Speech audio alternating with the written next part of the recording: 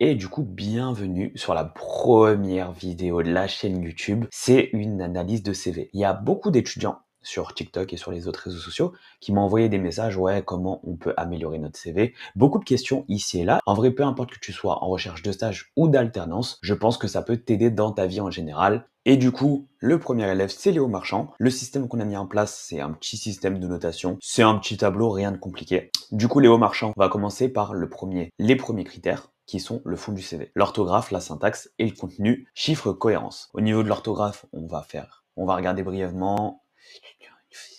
Je souhaite prendre de l'expérience. Expérience sans S, en découvrant, montage, etc. Après, sur le reste, vu que son CV, il est très stack, il n'y a pas grand chose. La syntaxe, il a que un seul texte, du coup, la syntaxe, elle est plus ou moins correcte. Le contenu, chiffré, cohérence, on n'a pas beaucoup de chiffres et le CV, il est un peu compliqué sur le fond. Moi, je pense que 3, voire 2,5.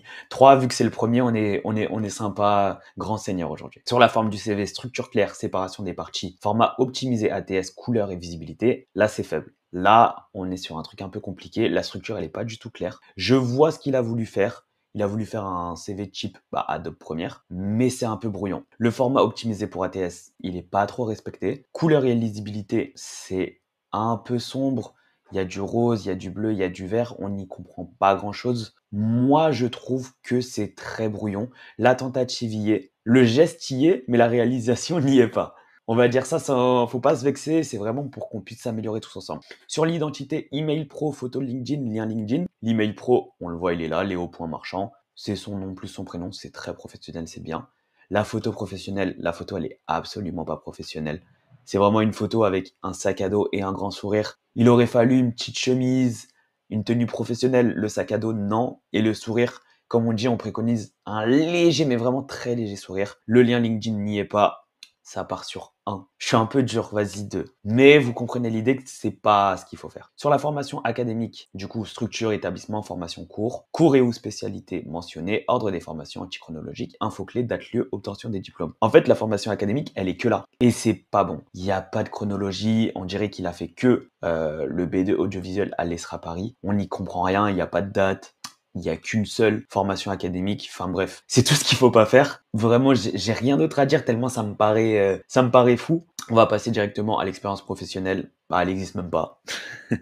Elle existe même pas. Je pense que tout améliorant en montage vidéo. Voici mon portfolio. Je pense qu'il a mis son portfolio à la place de l'expérience professionnelle, mais ça remplace pas. Il faut que ça soit une partie réelle du CV. Enfin, l'expérience professionnelle, c'est la deuxième partie la plus grosse avec la formation académique. On peut pas rigoler avec ça. C'est vraiment tout ce qu'il faut pas faire au moins. Au moins avec ce premier CV, vous savez tout ce qu'il faut pas faire. Niveau l'expérience associative, pas présente aussi. Très important, l'expérience associative. Un truc que beaucoup d'élèves font, il ne faut pas mélanger expérience associative et expérience professionnelle. C'est un petit chips, on va voir peut-être qu'il apparaîtra dans les autres CV, on sait pas. Et enfin, compétences langue et centre d'intérêt, c'est les seuls trucs qu'il a mis. La structure, elle est pas respectée, c'est très faible. Les langues, elles sont pas présentes. Les compétences et les centres d'intérêt, il y a juste les compétences, du coup, logiciel, Adobe After Effects, Adobe Premiere Pro, Blender, Adobe Photoshop. En fait, ce qui est dommage, c'est qu'il a pas mis le niveau qu'il a. Ça se trouve, il est novice. Ça se trouve, il est confirmé. Ça, c'est un truc aussi à notifier dans vos CV, c'est bien. Bon, par contre, il a mis son tempérament, patient, calme, autonome, serviable. Encore une fois, quand vous mettez vos qualités, ne mettez pas des qualités de la vie de tous les jours. Mettez des qualités qui vont vous servir dans le professionnel. Et il a ajouté compétences cadrage, Sony A7, Lumix. Là, encore une fois, on n'a pas vraiment de compétences techniques. Est-ce qu'il est capable de gérer les paramètres, configurer ce type d'appareil? On ne sait pas. Du coup, encore une fois, je vais mettre 0 à cette note. Ça paraît très dur, mais bon, on va mettre 1 parce qu'il a fait un effort quand même. Mais l'effort, il est très faible, du coup, ça fait 1. Du coup, ici, c'est 8. 8 sur 35 points possibles. Ça vous fait 4,57. Ce qui est pas foufou, Léo. Après, en fait, moi, je salue quand même le geste d'avoir voulu respecter, entre guillemets, un CV original en lien avec ce qu'il fait, mais là, il manque trop de trucs, c'est trop brouillon. Et du coup, on va passer au deuxième étudiant qui s'appelle Clara. C'est une fille, du coup. Pareil que pour Léo, on va partir directement sur le fond du CV, l'orthographe, la syntaxe et le contenu. Chiffre et cohérence. Je me laisse 10-15 secondes. Je vous laisse aussi jouer de votre côté. Si vous trouvez des erreurs et tout, vous pouvez les mettre en commentaire. Peut-être que je vais pas voir certaines choses.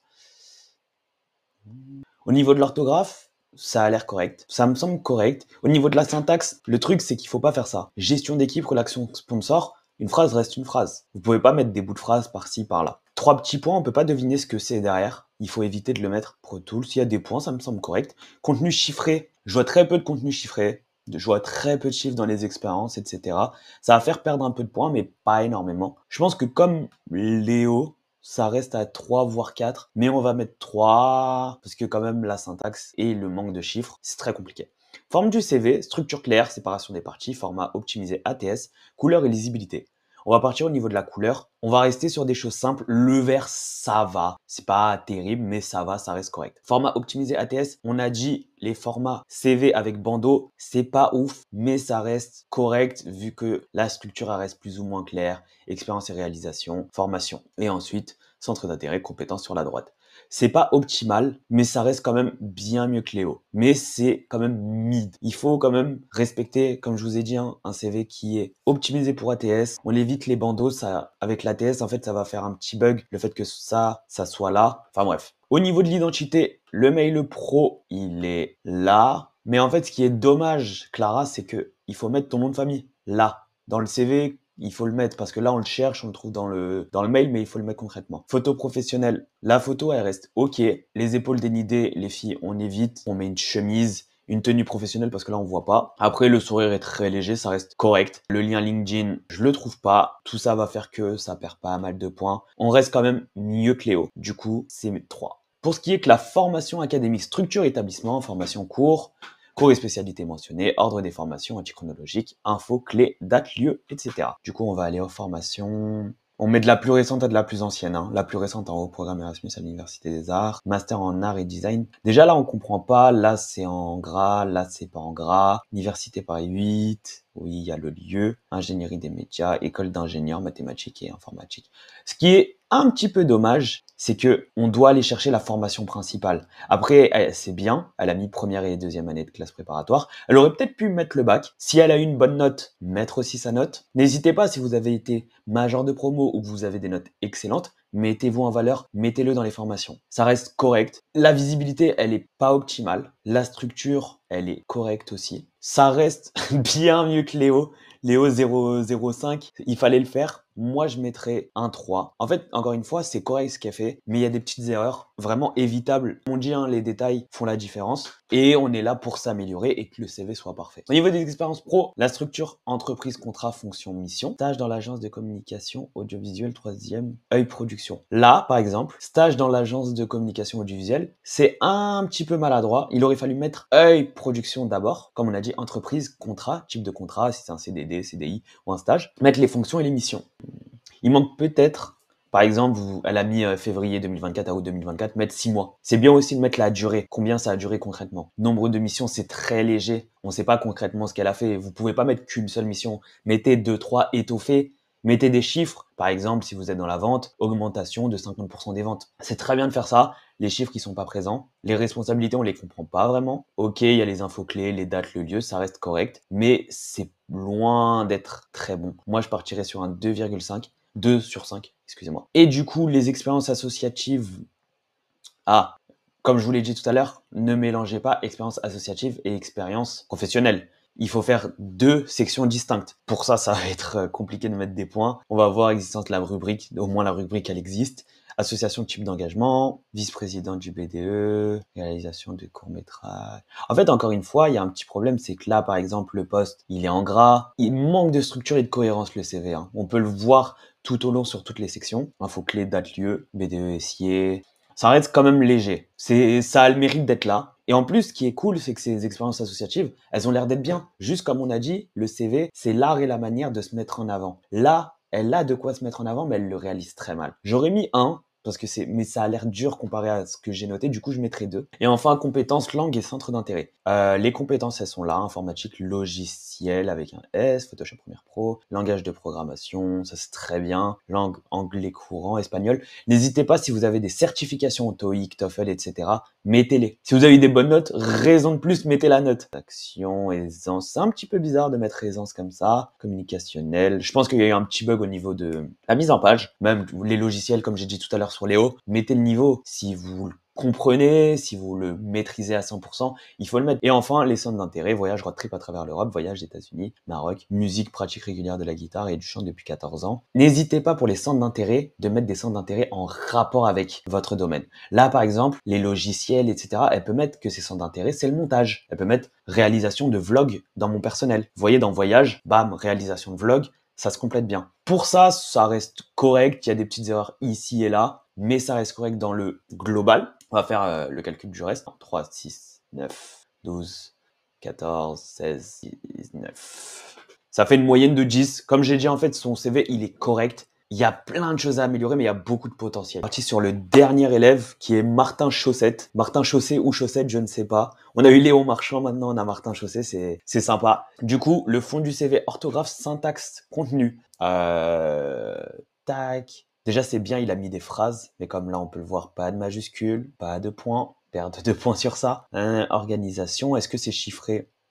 Non, là, c'est des informations complémentaires, 7 à 10 ans, 2400 sourires. C'est pas vraiment des chiffres qui nous montrent des évolutions ou des baisses. La couleur et lisibilité, il est parti sur un bleu marine, plat du pied, ça reste correct. Mais l'orthographe et la syntaxe, même si je vois pas forcément d'erreur, là, il n'y a pas de point, là, il n'y a pas de point, là, il n'y a pas de majuscule, ça fait perdre des points. Je trouve que c'est moins complet que Clara, pour comparer. Du coup, on va partir sur du 2. La forme du CV, structure claire, séparation des parties, format ATS, couleur et lisibilité. Du coup, j'ai déjà dit à la couleur, je me suis un petit peu mélangé. Le format ATS, on a dit CV à bandeau, on évite un maximum. Du coup, c'est pas forcément optimisé. Structure claire, je la trouve pas forcément claire dû au fait qu'il ait mis les formations à gauche dans un trou de souris. C'est un petit peu brouillon, le format il est pas adapté, on voit qu'il y a des trucs je pense en 10 de taille et d'autres en 8. Juste pour ça, ça me met un petit peu mal. Surtout les langues comme ça, c'est très brouillon. Je suis à deux doigts de mettre, je mets 2.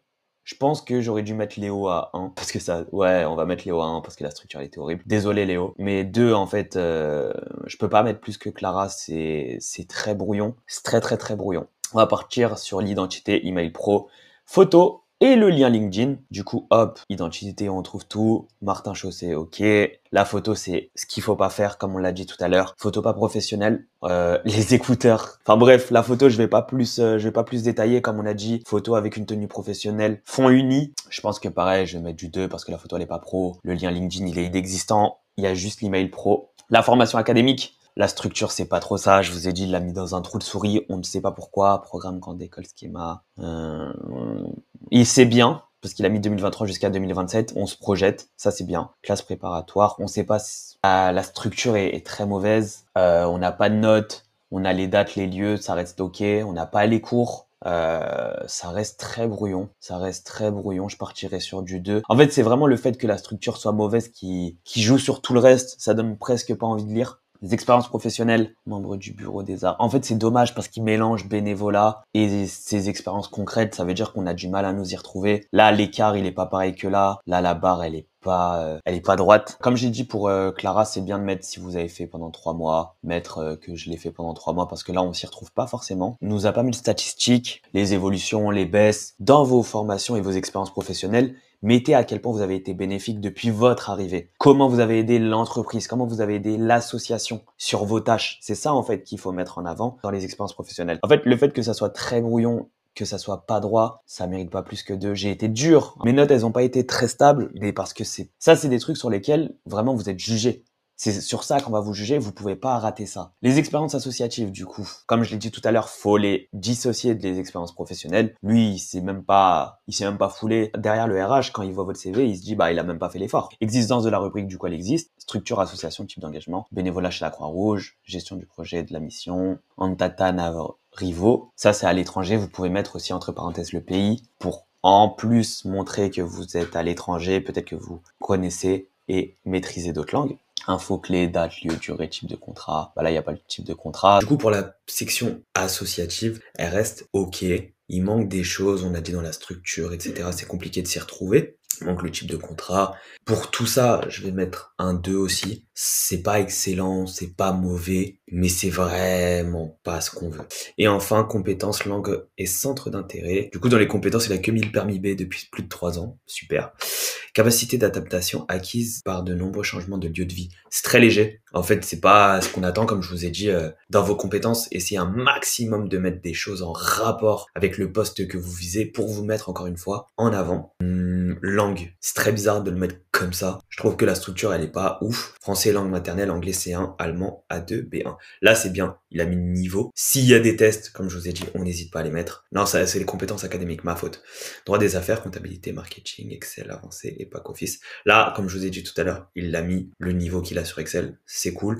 Géopolitique, ça reste trop large. Qu'est-ce qu'il veut dire par compétences académiques géopolitique? On comprend pas. Finance d'entreprise pareil, droit des affaires pareil, on sait pas le niveau, on sait pas. C'est très flou et c'est très large en même temps. Et enfin, les centres d'intérêt ne sont même pas présents, ce qui est bien dommage parce qu'en fait, vraiment comme on a dit, tout est fait pour vous mettre en avant dans les CV, les centres d'intérêt aussi. Et ça, encore une fois, ça vaut 2, hein, parce que c'est moins mauvais que Léon Marchand, mais ça reste moins bien, mais vraiment bien moins bien que Emma. Là, dans tous ces CV, on voit qu'il y a plein de problèmes. Je vais faire la note. 1, 2, 4, 6, 8, 10, 12, 14. Ce qui fait une moyenne de 8. Et on aurait pu vraiment descendre à moins, parce qu'avec le recul, c'est pas ouf. Et voilà. Du coup, si la vidéo vous a plu, si vous avez des remarques ou des commentaires à faire, n'hésitez pas en commentaire. Je vais vous mettre notre mail pro sur lequel vous pouvez envoyer vos CV et j'essaierai de les corriger dans une future vidéo. En tout cas, je vous remercie d'avoir regardé. Bye!